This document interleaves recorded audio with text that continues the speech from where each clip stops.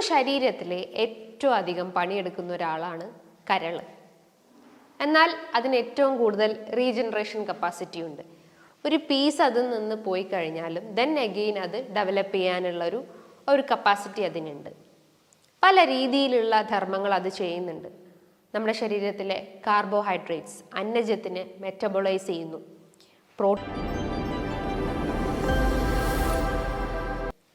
Hi, ഞാൻ doctor Juhi Das, QNB health കെയറിലെ homeopathic ഫിസിഷ്യനാണ്. നമ്മുടെ ശരീരത്തിലെ ഏറ്റവും അധികം പണിയെടുക്കുന്ന ഒരാളാണ് കരൾ. എന്നാൽ അതിന് ഏറ്റവും കൂടുതൽ റീജനറേഷൻ കപ്പാസിറ്റി ഉണ്ട്. ഒരു പീസ് അതിൽ നിന്ന് പോയി കഴിഞ്ഞാലും ദെൻ അഗെയിൻ അത് ഡെവലപ്പ് ചെയ്യാനുള്ള ഒരു കപ്പാസിറ്റി അതിനുണ്ട്. പല രീതിയിലുള്ള ധർമ്മങ്ങൾ അത് ചെയ്യുന്നുണ്ട്. നമ്മുടെ ശരീരത്തിലെ കാർബോഹൈഡ്രേറ്റ്സ് അന്നജത്തിനെ മെറ്റബോളൈസ് ചെയ്യുന്നു. പ്രോട്ടീൻ മെറ്റബോളിസത്തിന് സഹായിക്കുന്നു. ഫാറ്റ് മെറ്റബോളിസത്തിന് സഹായിക്കുന്നു. മെറ്റബോളിസം എന്ന് പറയുമ്പം അതിനെ വിഭജിക്കുക, അതായത് ഓരോ പാർട്സ് ആക്കിയിട്ട് വിഭജിക്കാൻ സഹായിക്കുന്നു. വിറ്റമിൻസിനെ അബ്സോർബ് ചെയ്യാൻ സഹായിക്കുന്നു. നമുക്കറിയാം വിറ്റമിൻസ് തന്നെ 2 ടൈപ്പാണ് നമ്മുടെ ശരീരത്തിൽ കാണപ്പെടുന്നത്. വാട്ടർ സോല്യുബിൾ വിറ്റമിൻസും ഉണ്ട്, ഫാറ്റ് സോല്യുബിൾ വിറ്റമിൻസും ഉണ്ട്. വാട്ടർ സോല്യുബിൾസിൽ വരുന്നതാണ് വിറ്റമിൻ ബിയും വിറ്റമിൻ സിയും. ഫാറ്റ് സോല്യുബിൾ വിറ്റമിൻസിൽ വരുന്നതാണ് vitamin A, D, E, K. ഇത്തരം വിറ്റമിൻസിനെല്ലാം അതിനെ അബ്സോർബ് ചെയ്യാൻ നമ്മുടെ ഡയറ്റിൽ നിന്ന് അല്ലെങ്കിൽ നമ്മൾ കഴിക്കുന്ന ഭക്ഷണത്തിൽ നിന്ന് അതിനെ അബ്സോർബ് ചെയ്യാൻ സഹായിക്കുന്ന ഒരു മെയിൻ ഓർഗനാണ് ലിവർ എന്ന് പറയുന്നത്.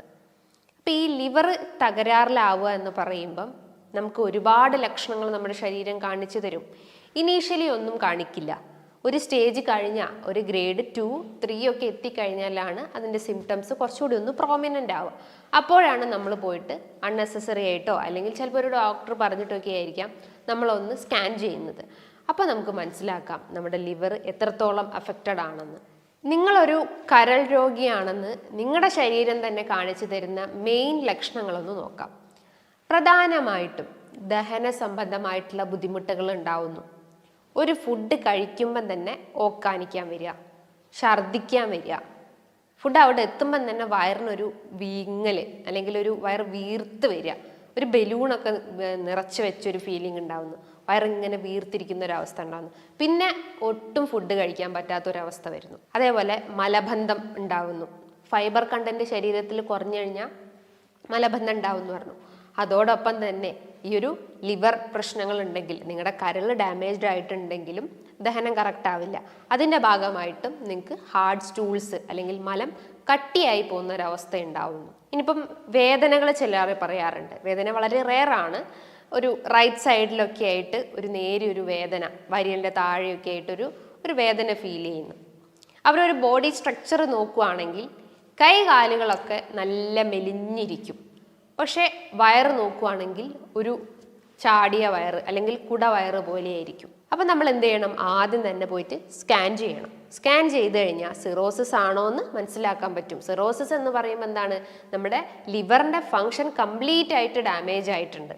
അതിൻ്റെ കോശങ്ങളെല്ലാം നശിച്ചു തുടങ്ങിയിരിക്കുന്നു, ചുരുങ്ങിപ്പോകുന്ന ഒരവസ്ഥ വരുന്നു. അതിന് റിവേർട്ട് ചെയ്യാൻ അല്ലെങ്കിൽ റിവേഴ്സ് ചെയ്യാനുള്ള കപ്പാസിറ്റി തന്നെ റെഡ്യൂസ് ആയിട്ടുണ്ട്. അപ്പം നമുക്ക് വയറിങ്ങനെ വീർത്ത് വരുന്ന ഒരവസ്ഥ വരുന്നു, അല്ലെങ്കിൽ ഒരു ബ്ലോട്ടഡ് അബ്ഡമൻ എന്ന് പറയുന്നു. ഇതോടൊപ്പം തന്നെ നമ്മുടെ ശരീരത്തിൽ നോക്കുകയാണെങ്കിൽ ഒരു ഡിസ്കളറേഷൻ കാണുന്നു. അതായത് ചെറിയ രീതിയിലുള്ള കളർ ചേഞ്ചസ് വരുന്നു. ഇപ്പോൾ നഖങ്ങൾ, അതേപോലെ കണ്ണിൻ്റെ അകത്ത്, അതേപോലെ ലിപ്സ്, പല ഏരിയാസിലൊക്കെ ആയിട്ട് ഒരു യെല്ലോയിഷ് കളർ കാണുന്നു, ഒരു മഞ്ഞ കളറിലായിട്ട്. അപ്പോൾ ജോണ്ടിസ് കേസ് ആണെങ്കിൽ അല്ലെങ്കിൽ ഹെപ്പറ്റൈറ്റിസ് കേസസ് ഒക്കെ ആണെങ്കിൽ ഒരു എക്സ്റ്റേണൽ സയൻസ് എന്ന് പറയുമ്പം ജോണ്ടിസ്, അതായത് നമ്മുടെ കണ്ണിൻ്റെ ചുറ്റുമായിട്ട്, കണ്ണിൻ്റെ അകത്തായിട്ട് മഞ്ഞ കളർ കാണപ്പെടുന്നു, നഖങ്ങളിൽ മഞ്ഞ കളർ കാണപ്പെടുന്നു. അതാണ് മെയിൻ ഒരു സിംറ്റം എന്ന് പറയുന്നത്. കുറച്ചുകൂടി അഡ്വാൻസ്ഡ് ആയിട്ട് അല്ലെങ്കിൽ കുറച്ചുകൂടി കോംപ്ലിക്കേറ്റഡ് സ്റ്റേജ് ആണെന്ന് മനസ്സിലാക്കാം. മറ്റൊരു മെയിൻ ലക്ഷണം എന്ന് പറയുമ്പം നമ്മുടെ ഉള്ളം കയ്യിൽ ഈ ഒരു പമാർ ഏരിയയിൽ സ്കിന്ന് നോക്കുകയാണെങ്കിൽ നന്നായിട്ട് ചുവന്നിരിക്കുന്ന പാമാർ എരിത്തിമ എന്ന് പറയുന്നു. എരിത്തിമ എന്ന് പറയുമ്പോൾ എന്താ? നല്ല റെഡിഷ് ആയിട്ടുണ്ട് എന്ന്. ഈ ഒരു കൈയിൻ്റെ ഒരു ഏരിയ നല്ല റെഡിഷ് കളറായിട്ടുണ്ടാവാം.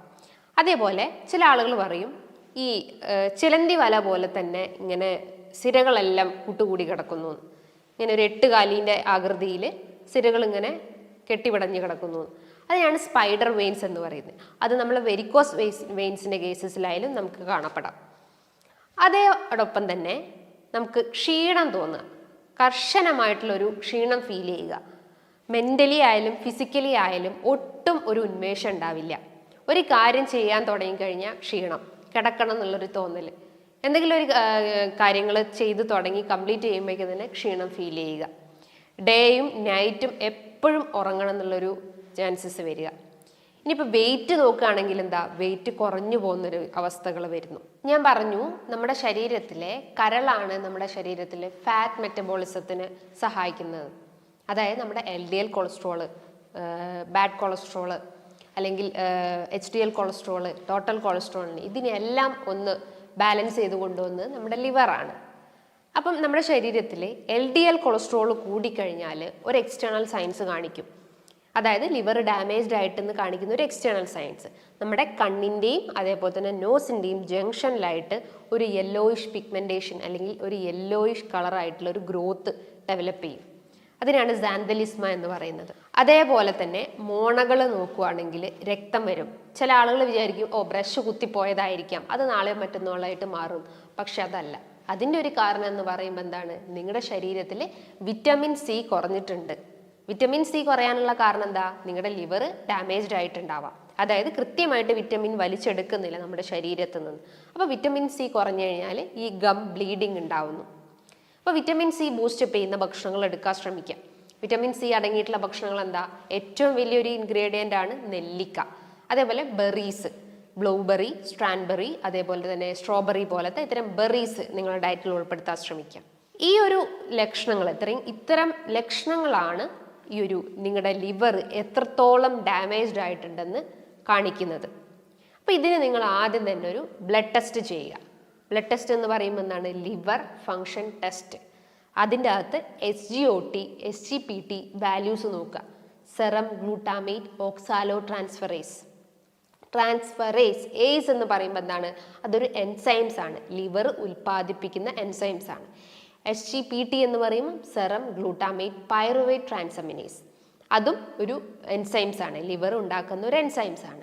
അപ്പോൾ ലിവർ ഡാമേജ്ഡ് ആയിട്ടുണ്ടെങ്കിൽ എന്താ, ഈ എൻസൈംസിൽ വേരിയേഷൻസ് കാണിക്കും, അതായത് കൂടിയിട്ടുണ്ടെന്ന് മനസ്സിലാക്കാം.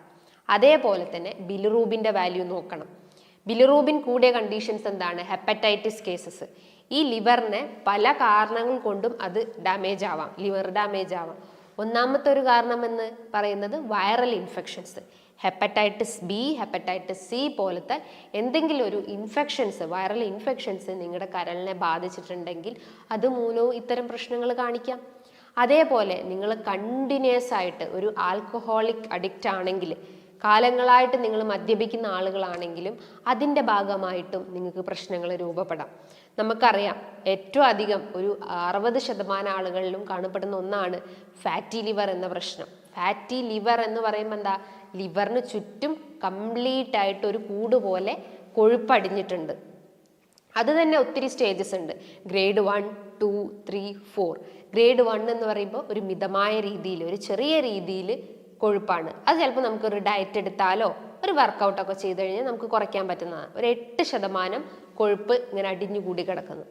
ഒരു ഗ്രേഡ് 2 എന്ന് പറയുമ്പോൾ ഒരു 8 മുതൽ 12% കൊഴുപ്പടിഞ്ഞിട്ടുണ്ട്. അപ്പോൾ കുറച്ചുകൂടി അതിൻ്റെ ഇൻറ്റൻസിറ്റി കൂടി. അപ്പോൾ നമ്മൾ എന്താ, കൂടുതലായിട്ട് നമ്മൾ എഫേർട്ട് എടുക്കണം അത് കുറയ്ക്കാൻ വേണ്ടിയിട്ട്. ഗ്രേഡ് 3 എന്ന് പറയുമ്പോൾ എന്താ, ഒരു 12 മുതൽ 15% കൊഴുപ്പടിഞ്ഞിട്ടുണ്ട്. അതായത് ഒരു 15% അതിൽ കൊഴുപ്പ് ഡിപ്പോസിറ്റ് ആയിട്ടുണ്ട് കരളിന് ചുറ്റുമായിട്ട്. ഒരു ഗ്രേഡ് 4 ഒക്കെ എത്തുമ്പോൾ എന്താണ്, അതൊരു സ്റ്റേജ് കഴിഞ്ഞു, ലിവറിൻ്റെ ആ ഒരു ഫങ്ഷൻ തന്നെ കംപ്ലീറ്റ് ആയിട്ട് റെഡ്യൂസ് ആയിട്ടുണ്ട്, റീജനറേഷൻ സ്റ്റേജ് നഷ്ടപ്പെട്ട് കഴിഞ്ഞു. അങ്ങനെ പല ഗ്രേഡ് ആക്കിയിട്ടും ഈ ഒരു ഫാറ്റി ലിവർ തരംതിരിച്ചിട്ടുണ്ട്. ഇതൊക്കെ ഓൾമോസ്റ്റ് എല്ലാവർക്കും തന്നെ അറിയുന്നതാണ്. പക്ഷെ നമ്മൾ ശ്രദ്ധിക്കാതെ പോയ കാര്യങ്ങൾ എന്ന് പറയുമ്പം ഇത്തരം ഞാൻ നേരത്തെ പറഞ്ഞിട്ടുള്ള ലക്ഷണങ്ങൾ, സാന്തലിസ്മ അല്ലെങ്കിൽ പാമാർ എരിത്തിമ, സ്പൈഡർ വെയിൻസ്, അതേപോലെ വെയിറ്റ് ലോസ്, ഹാലിറ്റോസിസ്, അതായത് നമ്മളെ ദഹനം കറക്റ്റ് അല്ലെങ്കിൽ വായനാറ്റത്തിൻ്റെ പ്രശ്നങ്ങൾ കാണപ്പെടാം. അപ്പോൾ ഇത്തരം സിംറ്റംസ് ആണ് ആരും ശ്രദ്ധിക്കാതെ പോകുന്നത്. നോർമലി നമുക്ക് ദഹനത്തിൻ്റെ പ്രശ്നം വരുമ്പോൾ നമ്മൾ എന്ത് ചെയ്യും, എന്തെങ്കിലും ഒരു ആൻറ്റാസിഡ് ഗുളികകളോ അല്ലെങ്കിൽ എന്തെങ്കിലും പെയിൻ കില്ലേഴ്സ് കഴിച്ചിട്ട് അതങ്ങ് ശമിപ്പിക്കും. ദെൻ എഗെയിൻ ആ ഒരു സിംറ്റം റീഅപ്പിയർ ചെയ്യുമ്പോഴാണ് നമ്മൾ പിന്നെയും കോൺഷ്യസ് ആവുന്നത്. അപ്പോൾ നമ്മൾ പോയിട്ട് സ്കാൻ ചെയ്യും. ദെൻ എഗെയിൻ നമുക്ക് മനസ്സിലാവും അതിൽ ഫാറ്റി ലിവർ ആണ് എന്നതാണെന്ന് നമുക്ക് മനസ്സിലാക്കാൻ പറ്റും. അപ്പം നമ്മൾ ആദ്യം തന്നെ ചെയ്യേണ്ട ഒരു ടെസ്റ്റ് ഞാൻ പറഞ്ഞിട്ടുള്ളത് ഒരു ബ്ലഡ് ടെസ്റ്റാണ്, ലിവർ ഫങ്ഷൻ ടെസ്റ്റ് ചെയ്യുക. ഇനി ഇതൊന്നും നിങ്ങൾക്ക് മനസ്സിലായിട്ടില്ല, ഞാൻ നേരത്തെ പറഞ്ഞ പോലെ തന്നെ ഒരു സ്കാനിങ് എടുക്കാം. ഇനി നിങ്ങൾക്ക് കുറച്ചുകൂടി എന്തെങ്കിലും ക്ലാരിഫൈ ചെയ്യണമെങ്കിൽ നിങ്ങൾക്കൊന്ന് യൂറിൻ ടെസ്റ്റ് ചെയ്ത് നോക്കാം. അപ്പോൾ എന്തെങ്കിലും കിഡ്നി എഫക്റ്റഡ് ഉണ്ടോ, അല്ലെങ്കിൽ എന്തെങ്കിലും മറ്റെന്തെങ്കിലും ഇൻഫെക്ഷൻസ് ആണോ, UTI ഇൻഫെക്ഷൻസ് ഒക്കെ ആണോ എന്ന് അതിലൂടെ മനസ്സിലാക്കാൻ പറ്റുന്നതാണ്. ഇനിയിപ്പം കുറച്ചുകൂടി അഡ്വാൻസ്ഡ് ആയിട്ടുള്ള ഒരു സ്റ്റഡി എന്ന് പറയുമ്പം ഫൈബ്രോ സ്കാൻസ്, അതായത് ലിവറിൻ്റെ ആ ഒരു ഫങ്ഷനിങ് കറക്റ്റ് ആണോ, ലിവർ ഫൈബ്രോസിസ് ആയിട്ടുണ്ട്, അല്ലെങ്കിൽ ഒരു സ്കാറിങ് എന്ന് പറയുന്നത് അത് ചുരുങ്ങി പോവുക, അല്ലെങ്കിൽ എന്തെങ്കിലും എക്സ്ട്രാ ഒരു ഗ്രോത്തോ എന്തെങ്കിലും സംഭവിച്ചിട്ടുണ്ടെങ്കിൽ നമുക്കൊരു ഫൈബ്രോ സ്കാനിങ് എടുക്കാവുന്നതാണ്. കുറച്ചുകൂടി അഡ്വാൻസ്ഡ് ആയിട്ടുള്ള ഒരു ടെക്നോളജിയാണത്. അപ്പോൾ ഈ ടെസ്റ്റുകളൊക്കെ അല്ലെങ്കിൽ ഈ പറഞ്ഞിട്ടുള്ള കാര്യങ്ങൾ നിങ്ങളൊന്ന് ചെയ്തു നോക്കി കഴിഞ്ഞാൽ നമ്മുടെ ലിവർ എത്രത്തോളം ഫങ്ഷനിങ് ആണെന്ന് മനസ്സിലാക്കാൻ പറ്റുന്നതാണ്. ഞാൻ പറഞ്ഞു, ഒരു ഇംപ്രോപ്പർ ലൈഫ് സ്റ്റൈൽ അല്ലെങ്കിൽ ഇംപ്രോപ്പർ ഡയറ്റാണ് ഒരുവിധം എല്ലാ അസുഖങ്ങളിലേക്കും ലീഡ് ചെയ്യുന്നത്. നമ്മൾ നല്ല രീതിയിലുള്ള ഭക്ഷണങ്ങൾ, നല്ല ന്യൂട്രിയൻസ് അടങ്ങിയിട്ടുള്ള ഭക്ഷണങ്ങൾ കഴിക്കുകയാണെങ്കിൽ നമുക്ക് ഇത്തരം പ്രശ്നങ്ങൾ ഉണ്ടാവുന്നില്ല. നമ്മൾ അതിന് പകരമായിട്ട് എന്താ, കൂടുതലായിട്ടും ഓയിൽ കണ്ടന്റ് അടങ്ങിയിട്ടുള്ള, ഓയിൽ എന്ന് പറയുമ്പോൾ എന്താ, റിഫൈൻഡ് ഓയിൽസ് ആണ് കൂടുതലായിട്ടും എടുക്കുന്നത്. ഇന്ന് ഫാസ്റ്റ് ഫുഡിലെല്ലാം ആഡ് ചെയ്തിട്ടുള്ള ഇത്തരം റിഫൈൻഡ് ഫുഡ് ഐറ്റംസ് ആണ്. അപ്പോൾ റിഫൈൻഡ് ഓയിൽസ് ഉണ്ടെങ്കിൽ അത് പൂർണ്ണമായിട്ട് ഒഴിവാക്കാൻ ശ്രമിക്കുക. വീട്ടിലാണെങ്കിൽ നിങ്ങൾക്ക് കോക്കനട്ട് ഓയിൽ യൂസ് ചെയ്യാം, നിങ്ങൾക്ക് വീട്ടിൽ തന്നെ അത് പ്രിപ്പയർ ചെയ്തിട്ട് നിങ്ങൾക്ക് അത് യൂസ് ചെയ്യാവുന്നതാണ്. അതേപോലെ കൂടുതലായിട്ടും പ്രോസസ്സ് ചെയ്തിട്ടുള്ള ഭക്ഷണങ്ങൾ, ഇപ്പോൾ pizza, burger, bun items, puffs, അങ്ങനത്തെ ഓയിലി കണ്ടന്റ് കൂടുതലായിട്ടുള്ള ഭക്ഷണങ്ങളൊക്കെ കഴിക്കുകയാണെങ്കിലും അതിപ്പോൾ ഡെയിലി 1ഉം 2ഉം വെച്ചൊക്കെ കഴിക്കുന്ന ആളുകളുണ്ടാവുക. അവർക്കൊരു എനർജി ഫീലിംഗ് തരാനും വിശപ്പൊക്കെ ഒന്ന് റെഡ്യൂസ് ആവാൻ വേണ്ടിയിട്ട് അവർ ആ ഒരു ഡെയിലി എടുക്കും. പക്ഷെ അവരറിയുന്നില്ല അവർ ആ ഒരു ലിവർ എത്രത്തോളം ഡാമേജ്ഡ് ആയിട്ടുണ്ടെന്ന്. അപ്പോൾ പ്രോസസ്ഡ് ഫുഡ്, ഫാസ്റ്റ് ഫുഡ്, കൂടുതൽ ട്രാൻസ് ഫാറ്റ്സ് അടങ്ങിയിട്ടുള്ള അല്ലെങ്കിൽ ഒരു അൺഹെൽത്തി ഫാറ്റ്സ് അടങ്ങിയിട്ടുള്ള ഭക്ഷണങ്ങൾ കഴിക്കുക. ഇതോടൊപ്പം തന്നെ നിങ്ങൾ ഒട്ടും വ്യായാമം ചെയ്യുന്നില്ല, അതായത് ആ ഒരു ഫാറ്റിനെ ബേൺ ഔട്ട് ചെയ്യാൻ പറ്റുന്നില്ല, ഫാറ്റ് തന്നെ എഗെയിൻ ഡിപ്പോസിറ്റ് ആവുന്നു. അതോടൊപ്പം തന്നെ കൃത്യമായിട്ടുള്ള ഒരു ഉറക്കവും മെയിൻറ്റെയിൻ ചെയ്യുന്നില്ല. ഒരു 4 മണിക്കൂർ അല്ലെങ്കിൽ 3 മണിക്കൂർ ഫുൾ ടൈം ഫോണിലും യൂസ് ചെയ്തിട്ട് അങ്ങനെ ഉറങ്ങിപ്പോകുന്നു. ഈ ഒരു പാറ്റേൺ ഫോളോ ചെയ്ത് കഴിഞ്ഞാൽ ഒരുവിധ എല്ലാ അസുഖങ്ങളും നമ്മളെ തേടി വരും. ഇതിന് നിങ്ങൾ ഡയറ്റ് ഫോക്കസ് ചെയ്യണം. ഡയറ്റ്സ് എന്ന് പറയുമ്പോൾ എന്താ, മെയിനായിട്ട് നല്ല ന്യൂട്രിയൻസ് അടങ്ങിയിട്ടുള്ള ഭക്ഷണങ്ങൾ എടുക്കാൻ ശ്രമിക്കുക. ഒരു പ്ലേറ്റ് എടുക്കുകയാണെങ്കിൽ അതിൻ്റെ അകത്ത് കാർബ്സ് കുറഞ്ഞ അളവിൽ, പ്രോട്ടീൻസ്, വിറ്റമിൻസ്, അതേപോലെ ഫൈബർ കണ്ടന്റ് എല്ലാം ഒരു തുല്യമായ അളവിൽ എടുക്കാൻ ശ്രമിക്കുക. ചോറിൻ്റെ അളവാണെങ്കിൽ ഒരു തവി ചോറ് എടുക്കാൻ ശ്രമിക്കുക. ചോറാണെങ്കിൽ ഏത്, ബ്രൗൺ റൈസ് പ്രിഫർ ചെയ്യാൻ ശ്രമിക്കുക, അതായത് തവിടുള്ള അരികൾ എടുക്കാൻ ശ്രമിക്കുക. വൈറ്റ് റൈസ് കംപ്ലീറ്റ് ആയിട്ട് കട്ട് ചെയ്യാൻ ശ്രമിക്കുക. ഗ്ലൂട്ടൻ അടങ്ങിയിട്ടുള്ള ഭക്ഷണങ്ങൾ, ഗ്ലൂട്ടൻ എന്ന് പറയുമ്പോൾ എന്താ, ഈ ആട്ട, മൈദ, റവ പോലത്തെ ഇത്തരം ഇൻഗ്രീഡിയൻസിൽ കാണപ്പെടുന്ന ഒരു പ്രോട്ടീനാണ്. ആ പ്രോട്ടീൻ ആണ് നമ്മുടെ ശരീരത്തിൽ ആ ഒരു ദഹനത്തിൻ്റെ പ്രശ്നങ്ങൾ ഉണ്ടാക്കുന്നത്. അപ്പോൾ ഗ്ലൂട്ടൻ കംപ്ലീറ്റ് ആയിട്ട് കട്ട് ചെയ്യാൻ ശ്രമിക്കാം. പകരം എന്ത് ചെയ്യണം, ഫ്രൂട്ട്സ് നിങ്ങൾക്ക് കഴിക്കാം. ഫ്രൂട്ട്സ് എന്ന് പറയുമ്പോൾ എന്താ, നീർക്കെട്ടിനെയും അല്ലെങ്കിൽ കൊഴുപ്പിനെയൊക്കെ ബേൺ ഔട്ട് ചെയ്യുന്ന രീതിയിലുള്ള ഫ്രൂട്ട്സ് എടുക്കാൻ ശ്രമിക്കുക. അത് നിങ്ങൾക്ക് സാലഡ്സ് ആക്കിയിട്ട് യൂസ് ചെയ്യാം. ജസ്റ്റ് ഒരു ഒലിവ് ഓയിൽ മിക്സ് ചെയ്തിട്ട് ഒരു സാലഡ്സ് ആക്കിയിട്ട് ഡെയിലി ഒരു ഡിന്നറായിട്ട് കഴിക്കാവുന്നതാണ്. എന്തെങ്കിലും ആപ്പിൾ, അതേപോലെ അനാർ, ഓറഞ്ച്, മൊസംബി, ഗ്രേപ്സ്, അവക്കാഡോൻ്റെ അകത്ത് നല്ല രീതിയിൽ ആൻറ്റി ഓക്സിഡൻസ് ഉണ്ട്. ഇത് നമുക്ക് സ്ത്രീകളെ നോക്കുകയാണെങ്കിൽ അവർ ആ ഒരു യൂട്രൈൻ ഹെൽത്ത് അല്ലെങ്കിൽ ഗർഭാശയത്തിൻ്റെ ആ ഒരു ഹെൽത്ത് മെയിൻറ്റെയിൻ ചെയ്യാൻ പറ്റും. PCOS കേസസ് ഉള്ള ആളുകൾ അല്ലെങ്കിൽ ഫൈബ്രോയിഡിൻ്റെ കേസസ് ഉള്ള ആളുകളൊക്കെ ആണെങ്കിൽ അവർക്ക് അവക്കാഡോ ഡെയിലി ഒരു സ്മാഷ് ചെയ്തിട്ട് ജസ്റ്റ് ഒന്ന് ആ ഒരു ബ്രെഡിൽ ജസ്റ്റ് ഒന്ന് മിക്സ് ചെയ്തിട്ട് നമുക്ക് കഴിക്കാവുന്നതാണ്.